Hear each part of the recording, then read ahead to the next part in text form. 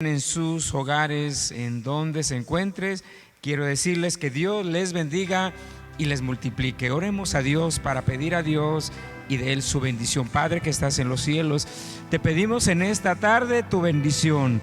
Oh, gracias por la oportunidad que nos das de poder abrir nuestros ojos y ver la luz del sol una vez más. Es tuya la gloria y la alabanza y nos gozamos por esta bendición. No hay palabras, oh Padre, que puedan realmente expresar nuestro agradecimiento por cada una de las bendiciones que tú nos das y derramas sobre nuestras vidas, sobre nuestras familias. Recibe honra, gloria y poder. Encomendamos nuestra vida en tus manos. Espíritu Santo, te doy gracias porque, oh Dios, estás entre nosotros para hablar, para impulsar, inspirarnos, oh, y ayudarnos para entender y comprender tu palabra. Oh Dios, no hay nada más grato, oh Padre, que ser instruidos en tu divina palabra y poder así, Dios mío, tener la bendición. Gracias en el nombre que es sobre todo nombre. Gracias, háblanos y en tus manos encomendamos este tiempo. En el nombre de Jesús, amén. Gloria al Señor. Que Dios les bendiga y Dios multiplique en sus vidas con toda bendición. Vamos a tomar nuestras Biblias para leer la palabra de Dios.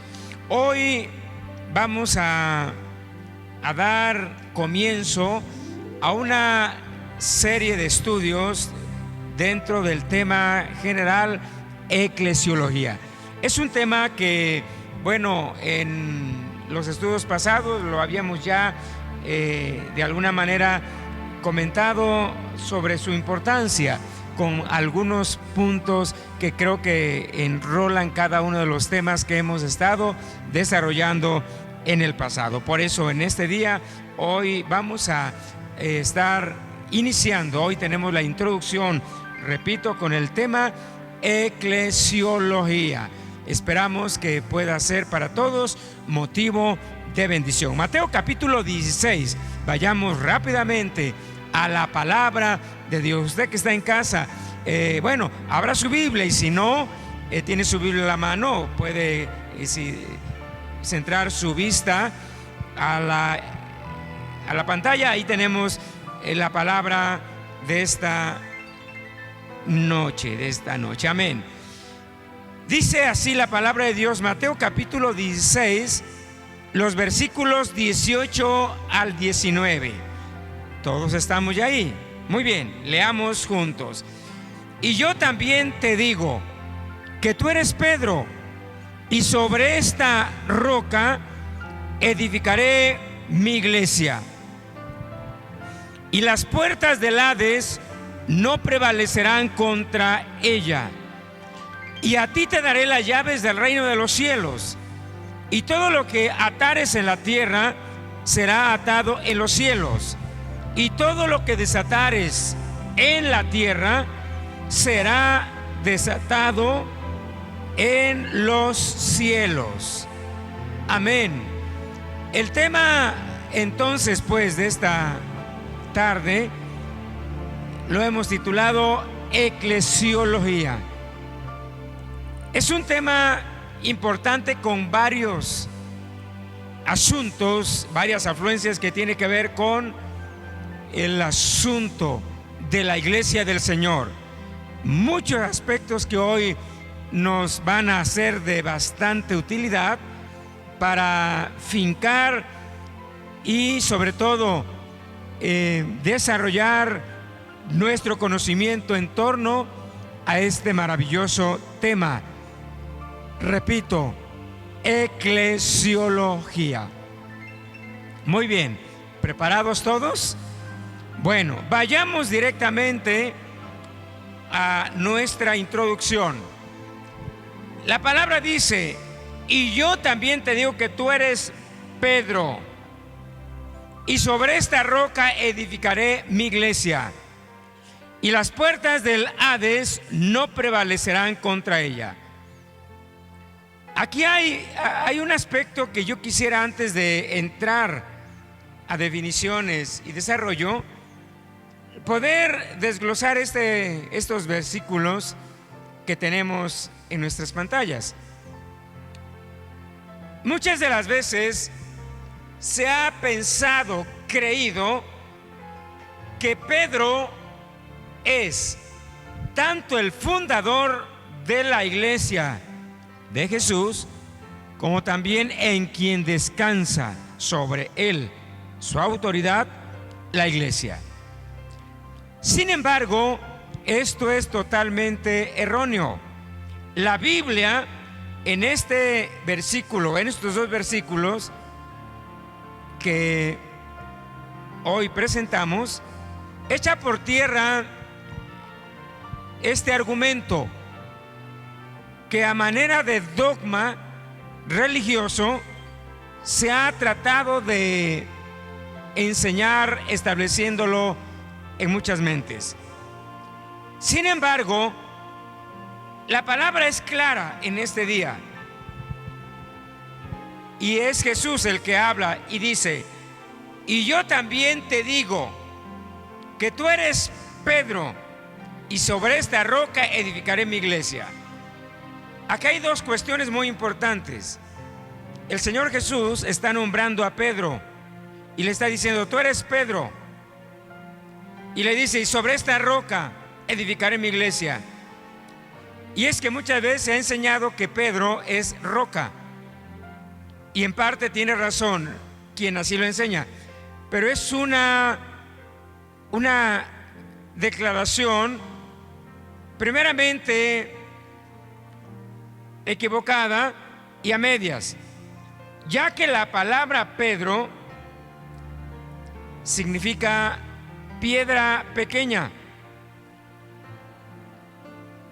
La palabra Pedro en el griego se traduce como Petros, y la palabra roca como Petra.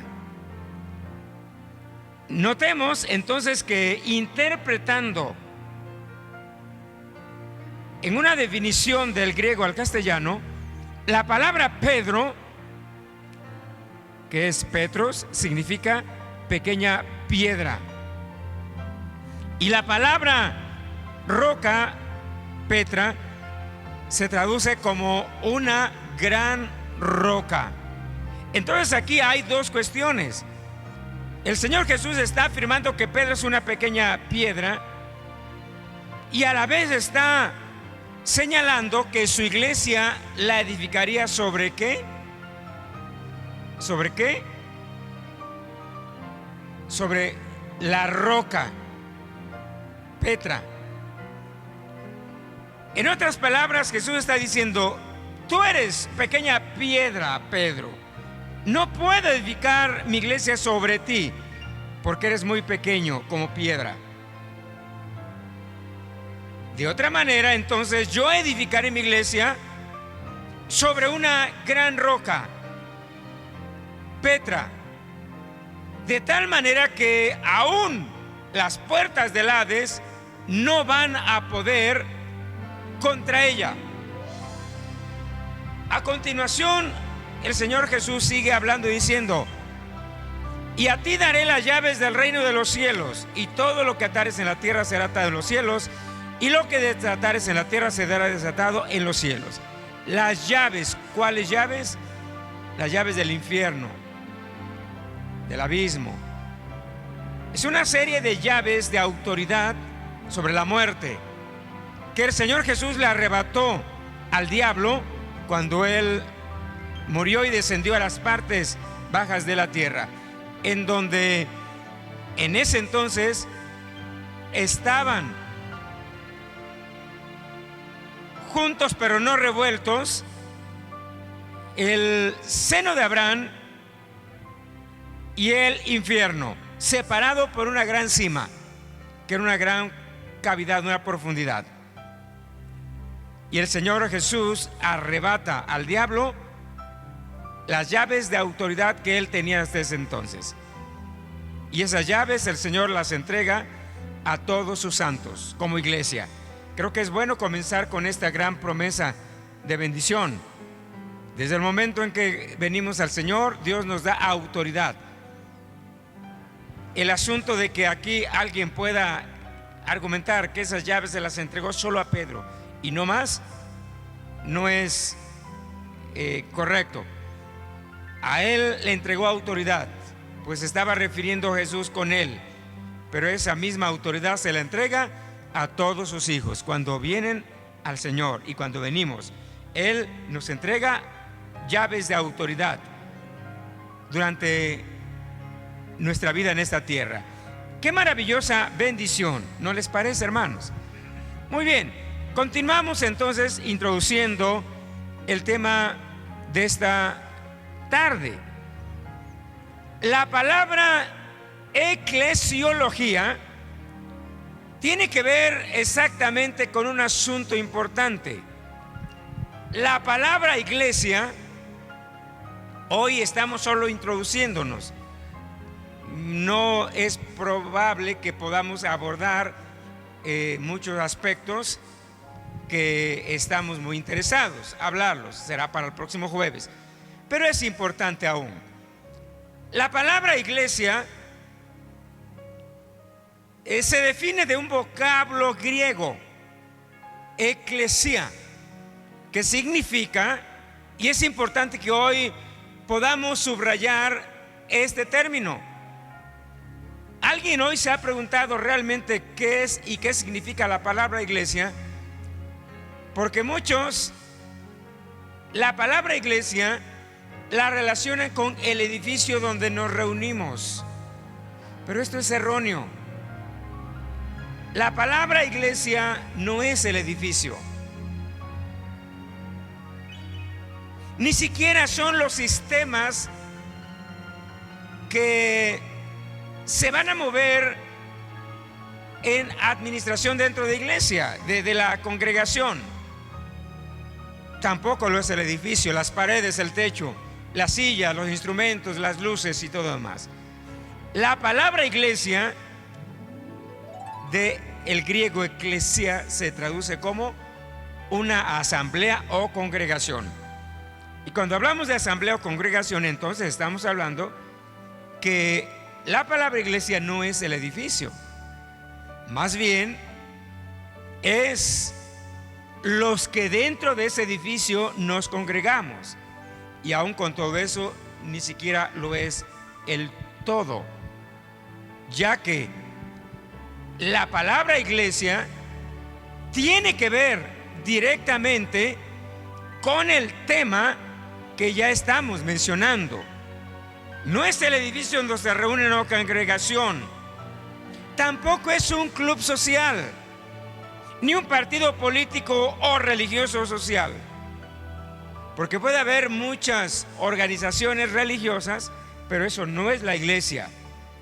Eso sería una organización religiosa, caritativa, con fines o sin fines de lucro, etcétera, etcétera, con fines políticos, económicos, etcétera, etcétera. Pero eso no es la iglesia. La iglesia es aquella persona que ha sido nacida de nuevo y que ahora es hijo de Dios y que se congrega junto con los que adoran a Dios. Por tanto, entonces, hoy subrayemos esto: la iglesia no es una organización, ni política, ni religiosa, ni económica, ni un club social. La iglesia no es una organización, es un organismo que tiene vida y vida espiritual. Esto es muy importante que hoy podamos subrayar. Repito, la iglesia no es una organización, porque organizaciones vamos a ver muchas, y muchas inclusive pueden tener cierta tendencia religiosa que apunta a usar la Biblia, quizás cantar, hablar de Dios, pero aún con todo eso no sería la iglesia si no hay gente nacida de nuevo. La iglesia es un organismo, Esto es importante que lo entendamos. A continuación, encontramos que la iglesia es el cuerpo de Jesucristo. Iglesia se identifica como el cuerpo de Jesús, donde cada creyente es parte de este organismo, no organización. En Efesios capítulo 1, versículos 22 al 23, la Biblia dice: y sometió todas las cosas bajo sus pies, y lo dio por cabeza sobre todas las cosas a la iglesia, la cual es su cuerpo, la plenitud de aquel que todo lo llena en todo. Entonces encontramos que la iglesia, que es su cuerpo, se ve representado por cada creyente. A continuación vamos a estar hablando hoy sobre algunas de las figuras más representativas de la iglesia. Pero esto que estamos en este momento abordando creo que es el despunte. La iglesia, como su cuerpo, se verá representada por cada creyente, siendo estos miembros de su cuerpo con funciones específicas. Es decir, que Dios ha dado funciones específicas a cada creyente. Es decir, que cada creyente es parte del cuerpo de Cristo, con funciones específicas, delineadas y sobre todo en el establecimiento de la palabra de Dios. Ahora, a continuación yo quisiera mencionar este punto que es muy importante y que en el tema eclesiología lo vamos a mirar con mucha importancia.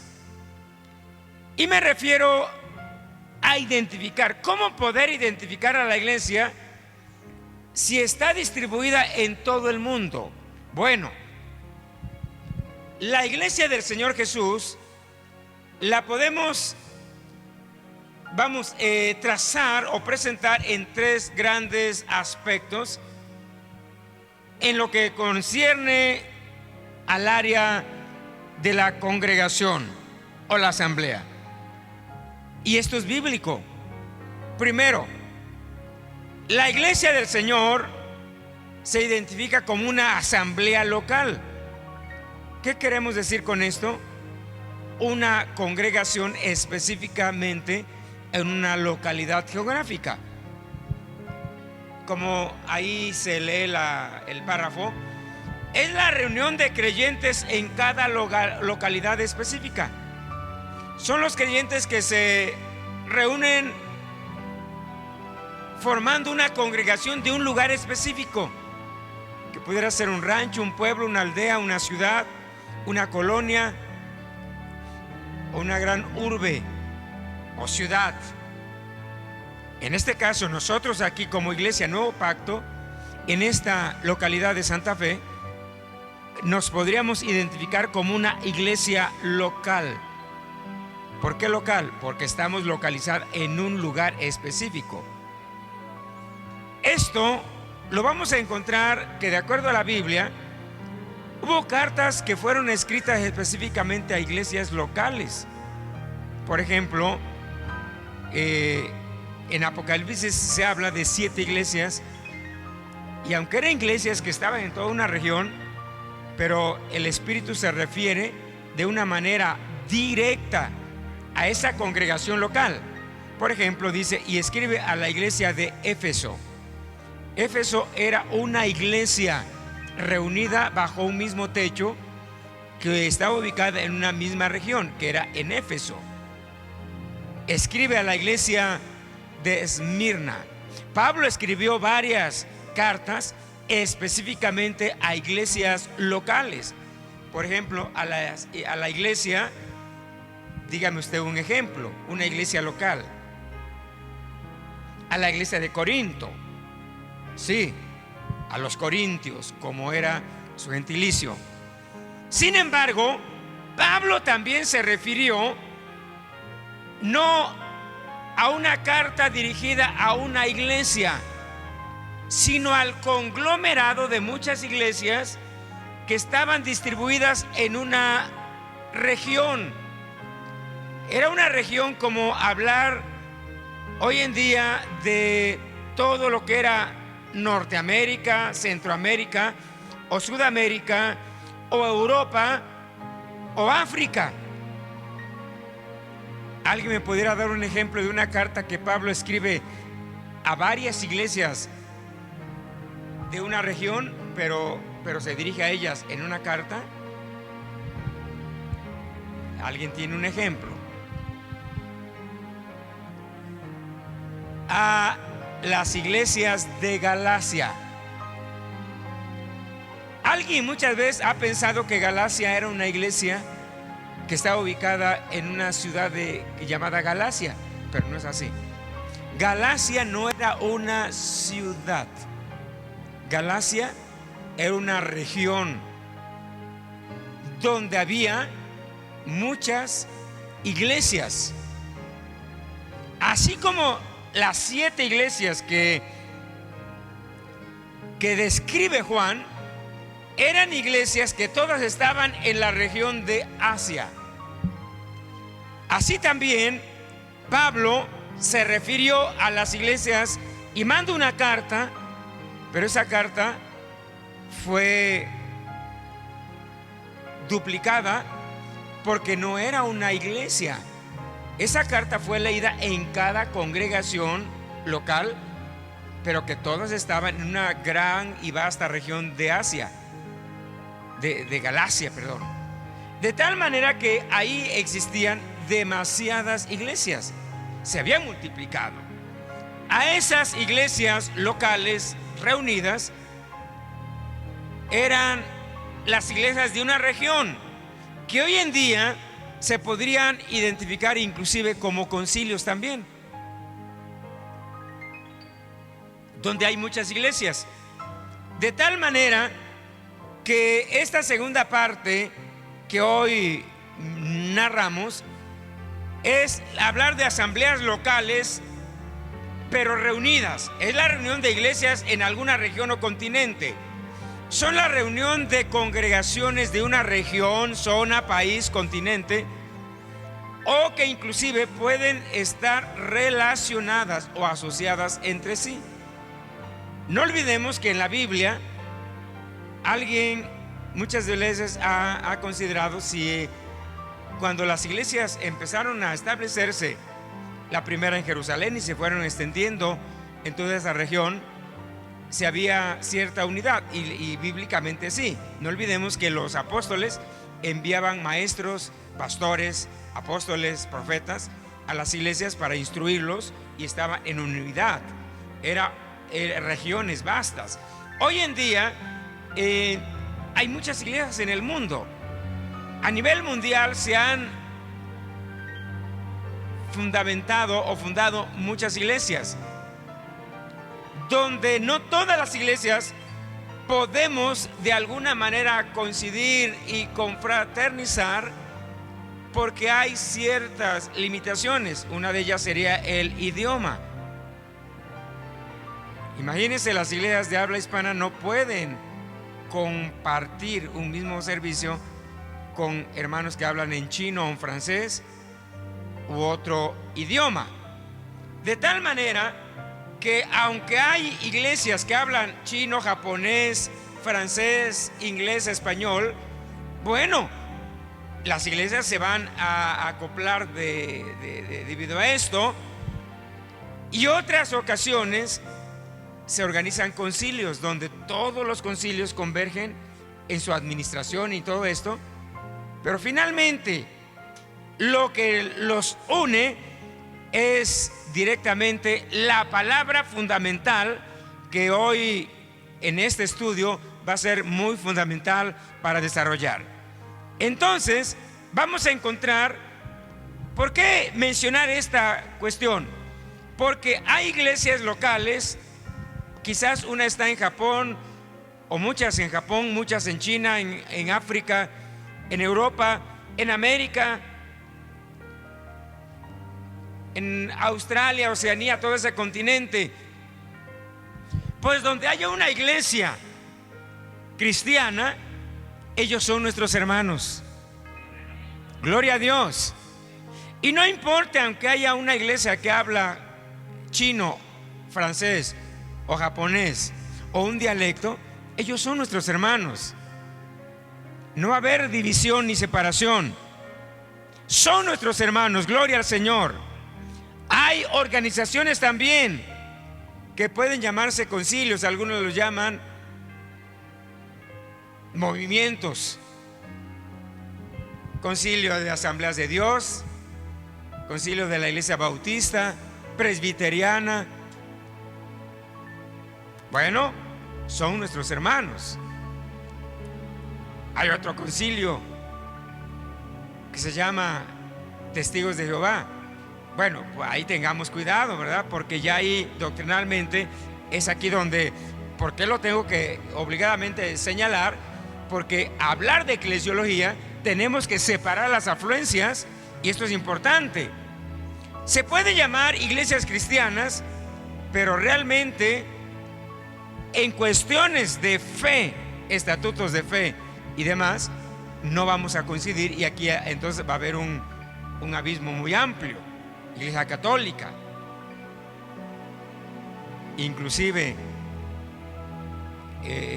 los musulmanes, ellos dicen que creen en Alá, tienen su Biblia, el Corán.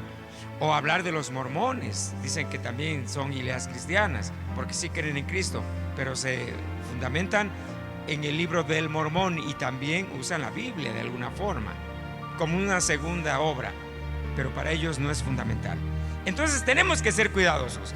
Sin embargo, hay concilios, como ya los he mencionado, Asambleas de Dios, y otros son bautistas, pero seguimos siendo hermanos en la fe. Gloria al Señor.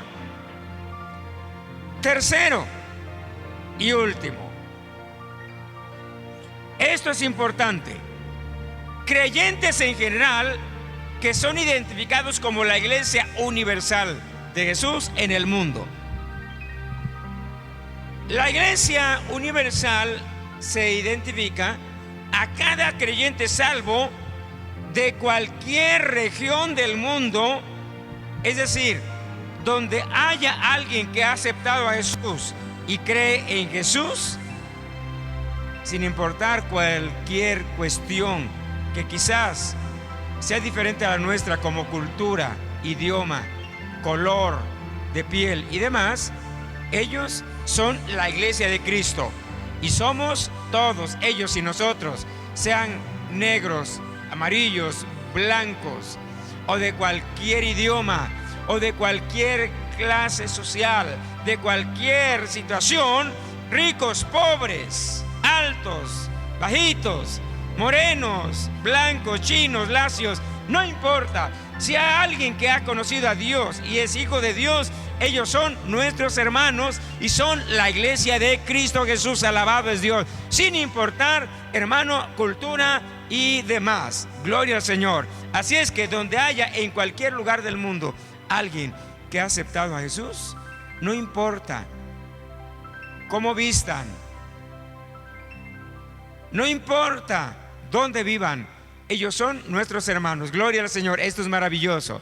Así es que donde hay un cristiano, un hijo de Dios, ahí está la iglesia del Señor, hermano. Es decir, que la iglesia del Señor no se identifica por un edificio. Puede haber edificios y puede haber un nombre que diga Iglesia Nuevo Pacto, Iglesia Asamblea de Dios, Príncipe de Paz, Iglesia, etcétera, etcétera.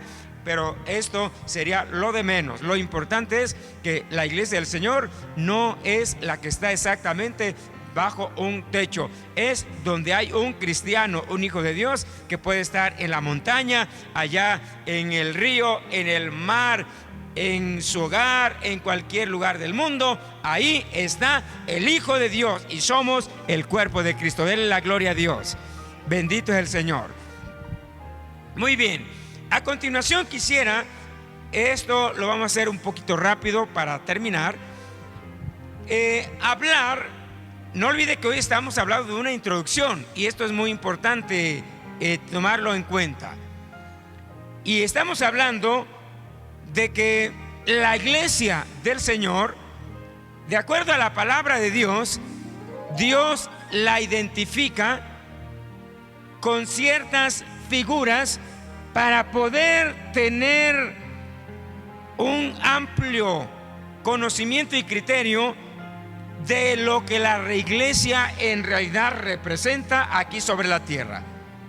No olvidemos que el reino de Dios se está estableciendo sobre esta tierra a través de la iglesia, que somos nosotros. Así es que donde hay alguien que evangelizamos y es salvo, el reino se sigue ampliando y estableciendo. Bendito es Dios. Identidad de la iglesia, figuras que representan a la iglesia. Hoy quiero hablarle de algunas figuras, habrá otras más, yo quiero hoy solo hablar de algunas por el tiempo. Primero, la iglesia del Señor se identifica como un cuerpo a nivel mundial, solo aquí en la tierra. Si alguien cree que hay extraterrestres, y si alguien cree que hay un extraterrestre que aceptó a Jesús y se convirtió en cristiano, eso yo no lo sé ni lo puedo creer. Yo no creo que hay cristianos marcianos, ni plutonianos, ni de cualquier galaxia. La iglesia bíblicamente es la que está en esa tierra y como tal, ahí nos limitamos. La iglesia del Señor es un cuerpo sobre esta tierra. Y la palabra del Señor dice, 1 Corintios 12, porque así como el cuerpo es uno y tiene muchos miembros, pero todos los miembros del cuerpo, siendo muchos, son un solo cuerpo, así también Cristo. Es decir, la iglesia es un organismo compuesto de muchos miembros. Todos los miembros, o cada miembro, no tiene la misma función. La iglesia no es un cuerpo físico, sino un cuerpo espiritual, con funciones específicas, porque el Señor ilustró diciendo que así como el cuerpo, creo que esta es la más clara identidad para entender lo que es la iglesia.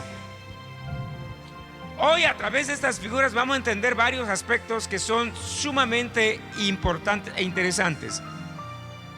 Es decir, es muy importante que podamos entender que como miembros de su cuerpo, cada uno de nosotros como miembros de su cuerpo, dice, somos parte de él.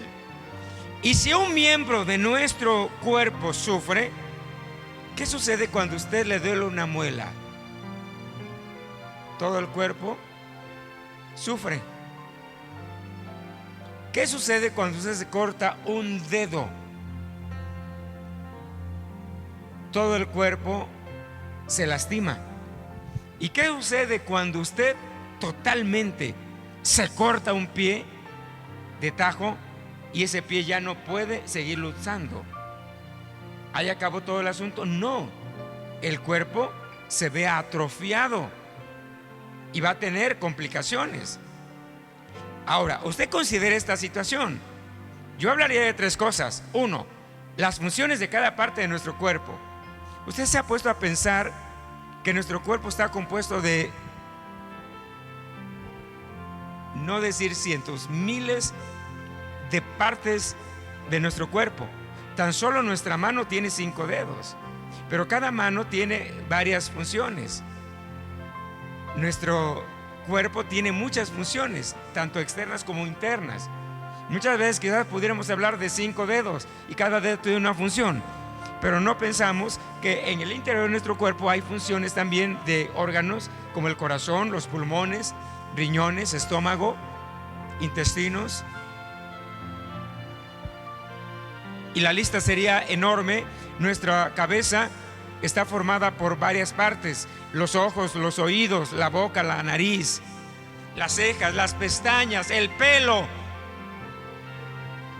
La oreja simplemente tiene muchas funciones, los ojos, el cerebro. Bueno, cada parte de nuestro cuerpo tiene una función específica que no puede desarrollar la otra parte de nuestro cuerpo. Simplemente nuestra mano. Mire usted su mano y usted va a ver 5 dedos, pero cada dedo tiene una función específica. Hay funciones que el dedo pulgar no puede hacer, el meñique o el anular. No, porque no fue diseñado para eso. Así es que no creamos que un dedo de nuestra mano está de sobra y no lo necesitamos. Así en la iglesia, todos los que vienen al conocimiento de Dios y son integrados e injertados en el cuerpo de Cristo, la iglesia, son y somos útiles para todos los demás. Dicho de esta manera, si no podemos entender que como cristianos, hijos de Dios, somos el cuerpo de Cristo, entonces habrá problema. Porque usted no sufre cuando alguien de la iglesia sufre, quiere decir que entonces no estamos realmente capacitados y sobre todo con esa situación espiritual que la Biblia define, que es precisamente poder estar sintiendo lo que los demás sienten también. La Biblia habla y es muy clara. Yo quiero que lea usted algunas partes de esta parte bíblica que es importante. Lo quiero leer para todos. Dice: porque así como el cuerpo es uno, pero tiene muchos miembros, pero todos los miembros del cuerpo, siendo muchos, son un solo cuerpo, así también Cristo. Porque por un solo espíritu fuimos todos bautizados en su cuerpo. Es decir, que como humanos, como personas, la Biblia dice que espiritualmente fuimos bautizados por el mismo Espíritu Santo en el cuerpo de Cristo, es decir, integrados. Y Él ahí nos ubicó. Sean griegos, judíos, esclavos, libres, y a todos nos dio de beber de un mismo espíritu. Además, el cuerpo no es uno solo miembro, sino muchos. De tal manera que todos en la iglesia tenemos una función. Si dijera el pie: porque no soy mano, no soy del cuerpo, por eso no será del cuerpo. O si dijere la oreja: porque no soy ojo, no soy del cuerpo, por eso no será del cuerpo. Si todo el cuerpo fuere ojo, ¿dónde estaría el oído? Y si todos fuere oído, ¿dónde estaría el olfato? Notemos aquí algo muy importante, que la palabra dice que el cuerpo tiene muchos miembros y a todos Dios nos dio una función. Muchas de las veces en la congregación hay cristianos que dicen que no saben para qué sirven. O dicho de otra manera, cristianos que en la iglesia no ponen en acción la función que Dios le ha dado. Muchas veces en la iglesia se ha limitado tanto que se piensa que en la iglesia solamente es tocar un instrumento, cantar, dirigir un servicio, predicar, usar un púlpito, y como que eso es todo, y no es así. En la iglesia hay miles de funciones que cada uno en particular, de acuerdo a lo que Dios le ha puesto, eso hará.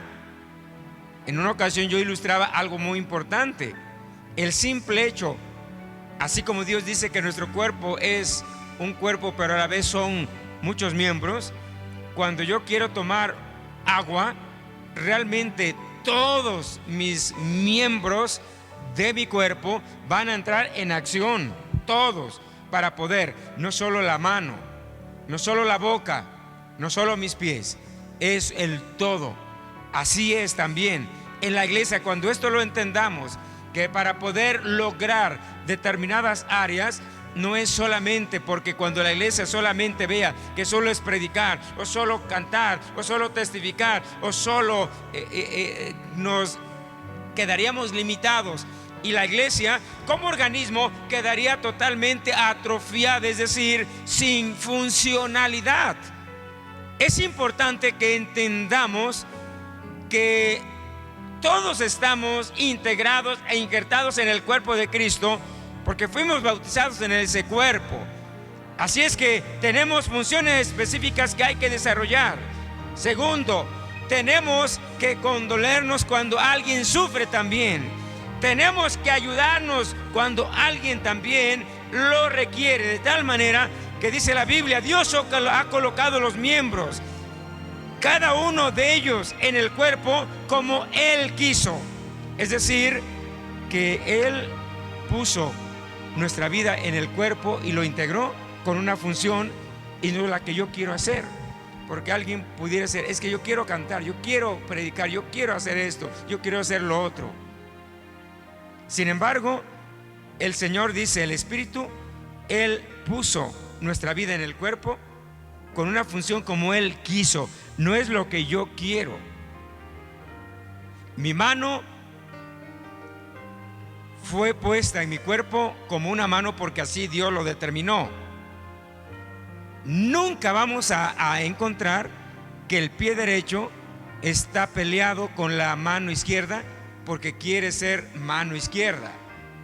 Nunca vamos a encontrar que los ojos están peleados con la boca porque quiere ser boca y la boca quiere ser mano derecha. Por eso dice la Biblia que debemos de estar conformes, porque si todos fuéramos un solo miembro, ¿dónde estaría el cuerpo? Y cada una función. Y termina diciendo, sois el cuerpo de Cristo y miembros cada uno en particular. Es decir, nunca perdamos nuestra identidad en el cuerpo de Cristo, que tenemos una función muy específica. Esto es importante. Segunda figura, una novia. La Biblia habla en Efesios capítulo 5, versículo 25. Maridos, amad a vuestras mujeres así como Cristo amó a la iglesia y se entregó a sí mismo por ella. Versículo 26. Para santificarlo, habiéndola purificado en el lavamiento del agua por la palabra. Versículo 27.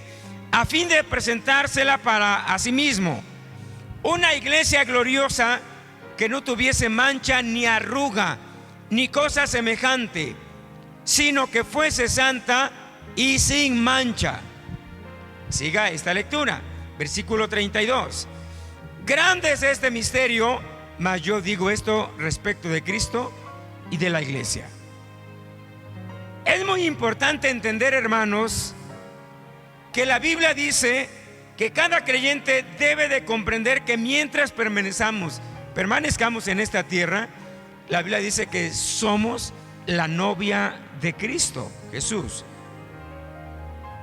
Y como novia de Cristo implica que tenemos un compromiso con el novio que es Cristo Jesús. Repito, tenemos un compromiso. Eso nos lleva a poder hoy determinar que no podemos, como novia de Cristo Jesús, ni coquetear con el mundo ni con el diablo. La Biblia dice que después de las bodas del Cordero, la iglesia con Jesús serán unidas por la eternidad y la iglesia se convertirá en la esposa del Cordero para reinar con él por siempre. Hay tres cosas importantes que no debemos jamás olvidar. Uno, que fuimos comprados a precio de la sangre de Cristo. Segundo, fuimos desposada como novia de Cristo por Jesús. Él nos escogió.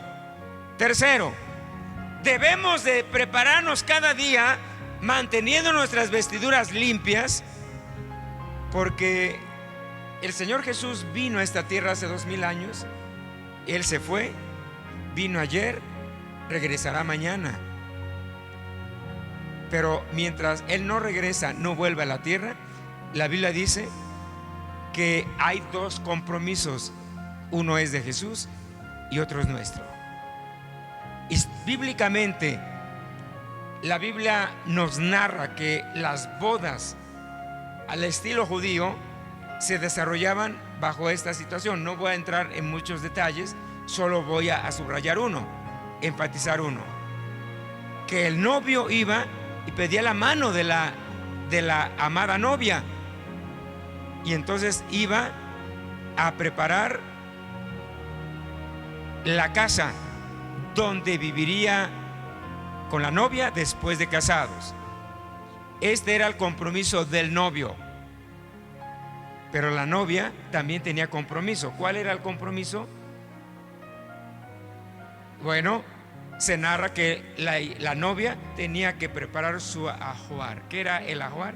Era preparar todo lo que tenía que hacer para que cuando fuera casada con el novio, entonces trasladaba, llegaba, preparaba su vestido, preparaba todo lo que adornaba a la novia, y era una o parte de la responsabilidad que la novia tenía que hacer. Esta responsabilidad hoy en día está vigente.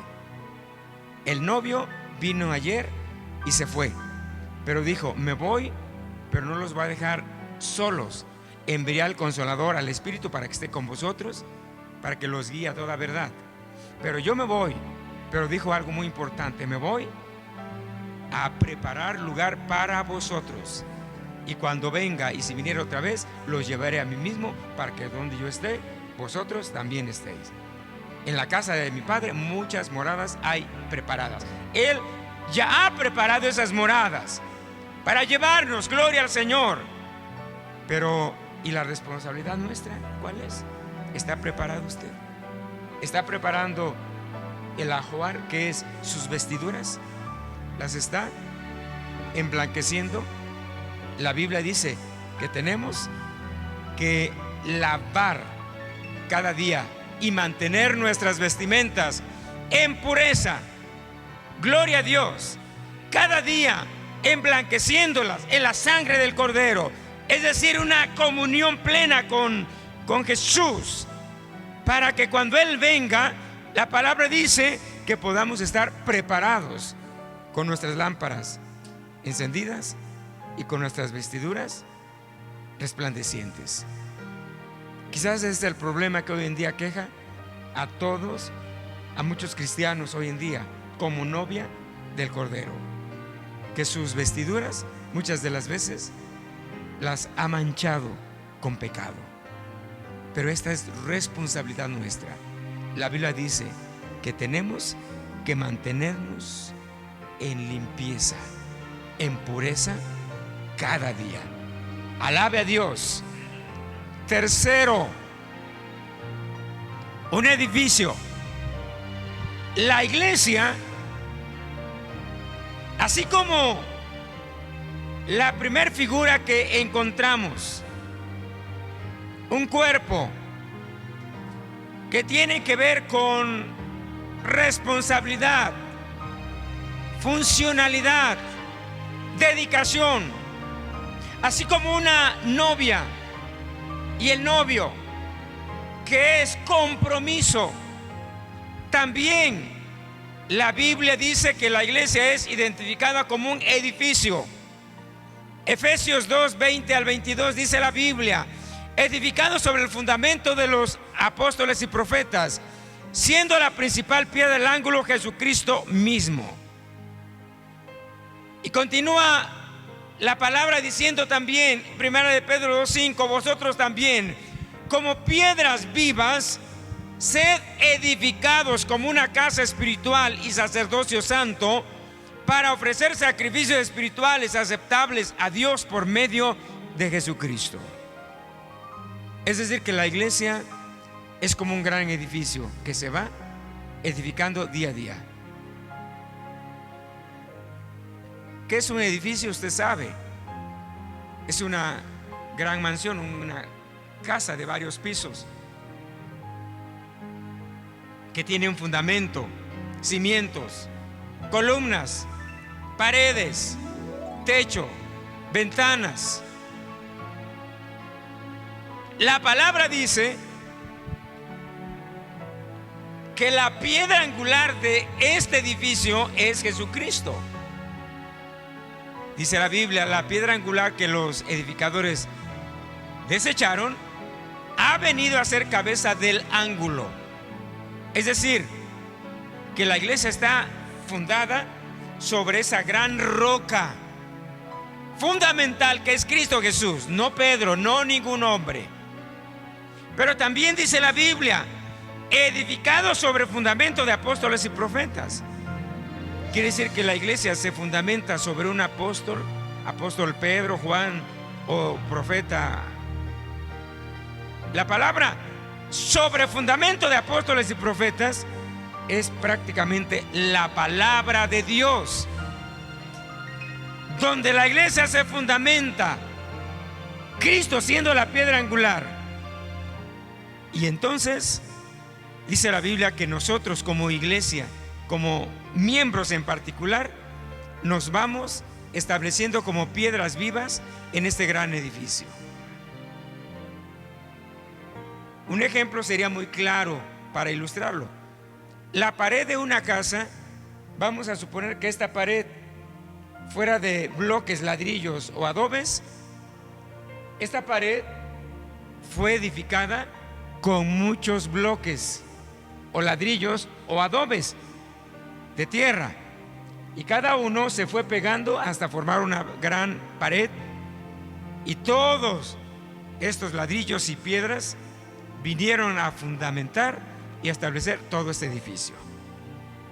Quiere decir que entonces nosotros tenemos dos responsabilidades. Una, de ser piedras vivas, porque hay piedras que no son vivas, son piedras de tropiezo. Tenemos que ser piedras vivas. Y esas piedras vivas, si lo traducimos en el lenguaje que Dios quiere que lo entendamos, es que tenemos que tener forma. Y esa forma es nuestro carácter. Porque muchas de las veces, una ocasión recuerdo que en un tema bíblico, una predicación, mencionaba un punto muy importante, que nos gusta tener bendición y recibir bendición, pero poco nos gusta ser de bendición, que es otra cosa diferente, muy diferente. Es hermoso tener bendición, recibir bendición, que me bendigan,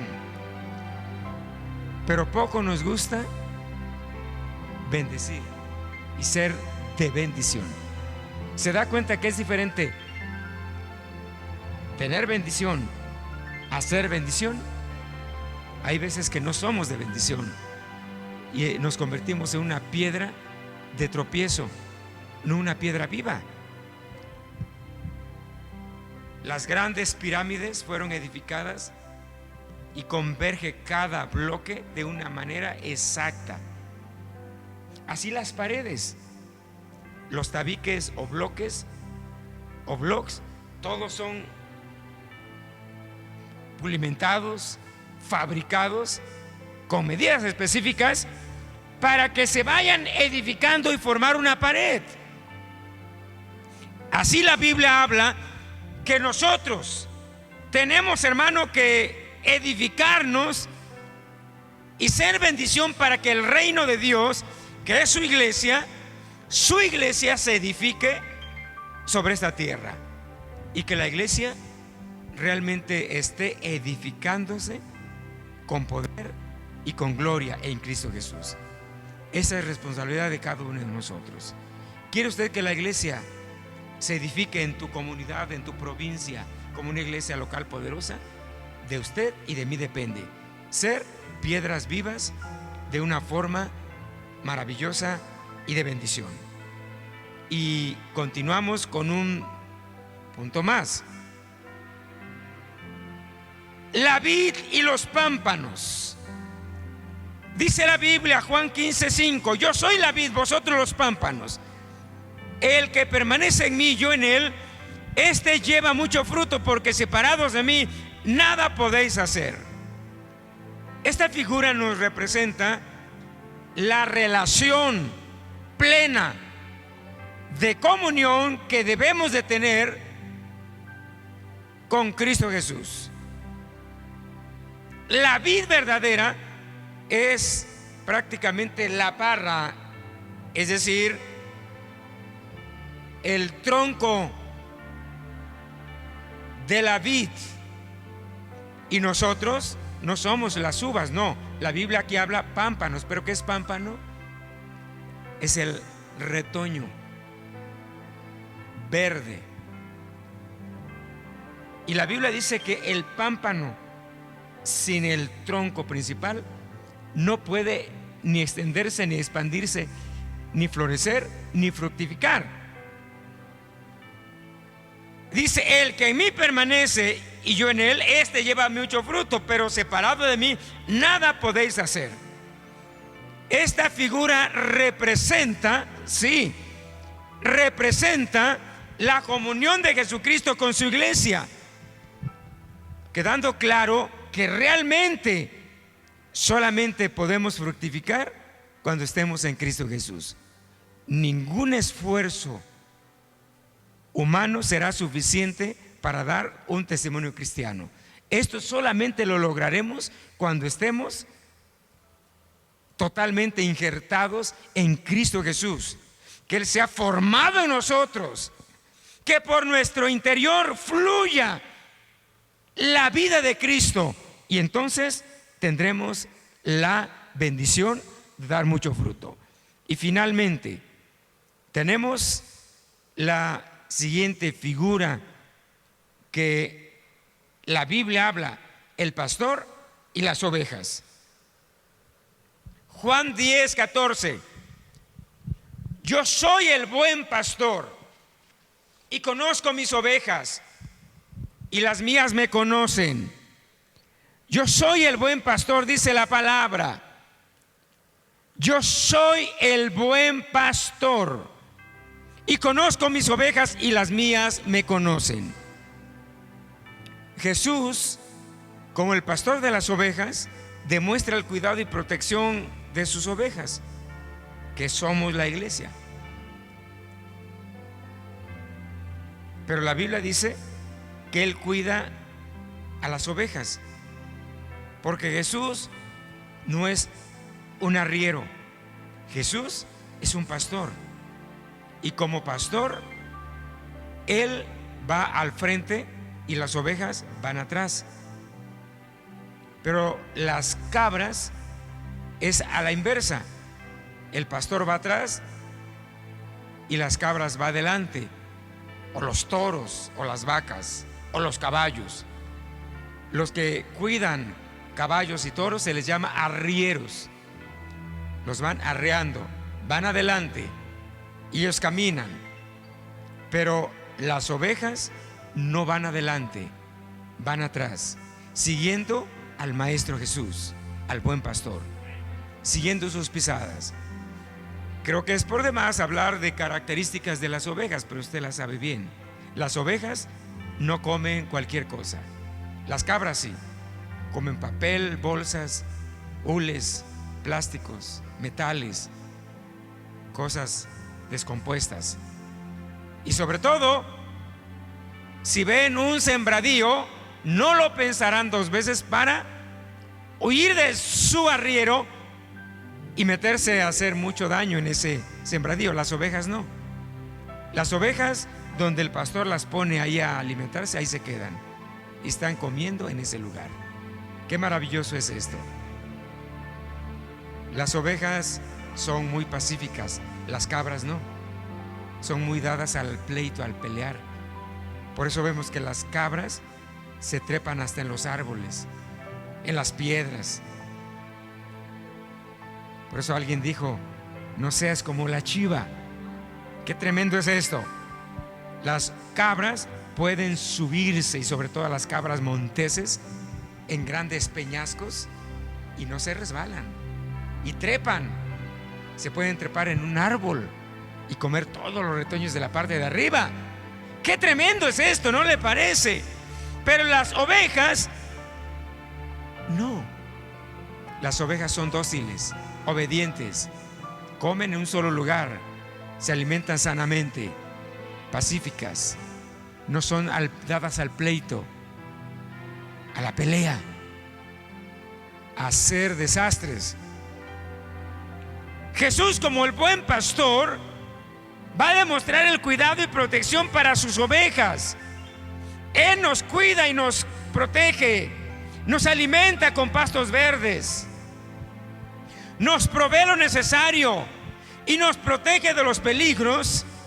Y la palabra dice que las ovejas conocen a su pastor y su voz, y el pastor conoce a sus ovejas por nombre y las cuenta, y si le falta una, va por ella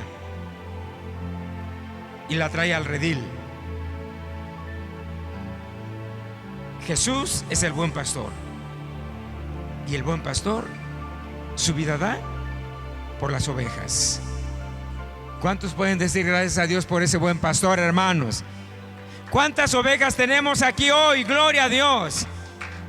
Seamos ovejas, hermano, ovejas de su prado, de su redil, y busquemos del Señor su bendición. Estas son algunas de las figuras de la iglesia. Los temas siguientes serán muy importantes, porque estaremos hablando sobre qué es disciplina de la iglesia, qué es los estatutos de fe. Conoceremos qué es doctrina fundamental y qué no es doctrina fundamental, que realmente no altera ni afecta la salvación. Esperamos que podamos seguir este recorrido con bendición. Pongámonos de pie y demos gracias. Padre que estás en los cielos, te damos gracias en esta hora por tu presencia. Te pedimos, Señor, que bendigas nuestras vidas, que en esta hora, Dios, la palabra tuya pueda traer bendición sobre nosotros. Gracias te damos, Señor, porque eres maravilloso y santo. Gracias porque tú eres, Señor, el dulce pastor. Oh, tú eres la cabeza de la iglesia. Nosotros somos tu cuerpo, somos las ovejas de tu prado. Bendigo tu nombre y te doy gracias en esta hora, en el nombre maravilloso de Cristo Jesús. Oh, yo te pido, Padre, que bendigas, oh Padre, a tu iglesia, y que aprendamos a vivir en santidad cada día. Oh Padre, en tus manos encomiendo este estudio bíblico y los que vendrán, Señor, después de hoy. Bendícenos y guárdanos. Danos hambre de ti, de tu palabra, de tu amor y de tu bendición. En el nombre de Jesús te pido tu bendición, y que esta palabra, Señor, pueda traer bendición sobre nuestras vidas, sobre nuestros corazones. En Cristo Jesús te doy gracias desde ahora y para siempre. Bendice la ofrenda de